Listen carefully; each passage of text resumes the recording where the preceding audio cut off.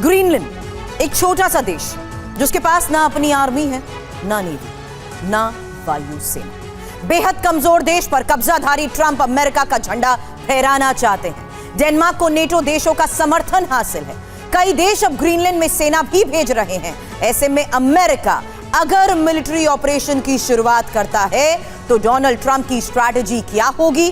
क्योंकि उन्होंने दावोस से सीधा संदेश दे दिया, अमेरिका को हर कीमत पर ग्रीनलैंड चाहिए। ऐसे में कई बड़े सवाल, और बड़ा सवाल यह भी है कि क्या ग्रीनलैंड पर बदलने जा रहा है वर्ल्ड ऑर्डर। सवाल यह भी है कि ग्रीनलैंड पर यूरोप सरेंडर करेगा या फिर जंग छिड़ने वाली है। टीवी 9 पर ट्रंप कॉन्क्लेव में आज पूरे दिन हमारी बड़ी कवरेज ग्रीनलैंड पर अमेरिकी झंडा जरूर देखिएगा। ग्लोबल टेंशन से जुड़ा हर एंगल आपको दिखाएंगे, आगे हर खबर बताएंगे, लेकिन शुरुआत बड़ी खबर के साथ। तो पहली बड़ी खबर है दावोस में डोनाल्ड ट्रंप का बड़ा ऐलान, जहां ग्रीनलैंड लेकर रहेंगे। एहसान फरामोश है डेनमार्क, ग्रीनलैंड देकर बेवकूफी की थी। अगर ना कहा तो याद रखेंगे, ग्रीनलैंड को सिर्फ हम ही बचा सकते हैं।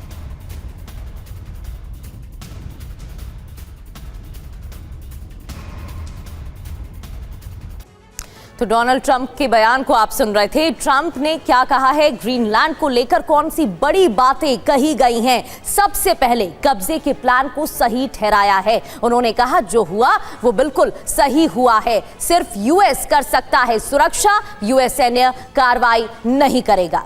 हालांकि डेनमार्क एहसान फरामोश है, बस एक बर्फ का टुकड़ा चाहते हैं। ग्रीनलैंड देने के लिए यूरोप तैयार नहीं है। यूएस इसे हमेशा याद रखेगा और यूरोप गलत दिशा में गया है। ऐसे में बड़े सवाल प्रगति, बड़े सवाल ये कि क्या ट्रंप का भाषण ग्रीनलैंड पर कब्जे का ऐलान है? क्या इससे यह बता दिया गया है कि जल्द ही कब्जा किया जा सकता है? इस बारे में अब एक एक डिटेल के साथ एक्सपर्ट से होगा सवाल। Major general retired Brajesh Kumar sir, defence expert, इस वक्त स्टूडियो में हमें ज्वाइन कर चुके हैं। कर्नल रिटायर्ड एस के मलिक सर भी डिफेंस एक्सपर्ट हमारे साथ स्टूडियो में मौजूद है। साथ ही प्रोफेसर सतीश कुमार फॉरेन मामलों के जानकार भी हैं हमारे साथ, और मेरे सहयोगी मनीष झा भी इस वक्त हमें कर चुके हैं ज्वाइन।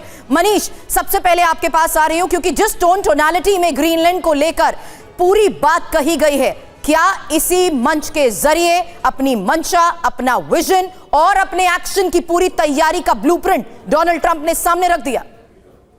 देखिए, सबसे बड़ी बात है कि दावोस के मंच से ट्रंप ने इतिहास की एकदम गलत व्याख्या की। वो तो ये कह रहे थे कि स्विट्जरलैंड में वो जो बात वो कह रहे थे कि अगर ग्रीनलैंड और डेनमार्क की अमेरिका ने मदद नहीं की होती तो उन्हें जर्मन बोलना होता।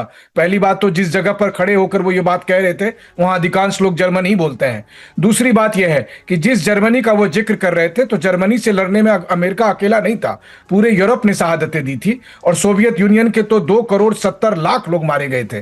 तो उसकी तुलना में अमेरिका का नेग्लिजिबल था। और तीसरी बात यह है कि अमेरिका ने जापान के साथ जंग इसलिए शुरू की थी क्योंकि जापान ने पर्ल हार्बर पर अटैक किया था, वरना इस सेकेंड वर्ल्ड वॉर से शायद अमेरिका दूर ही रहता। तो कुल मिलाकर यह है कि पूरी तरह से गलत व्याख्या करके वो यूरोप को दबाव बनाने की कोशिश कर रहे थे ट्रंप।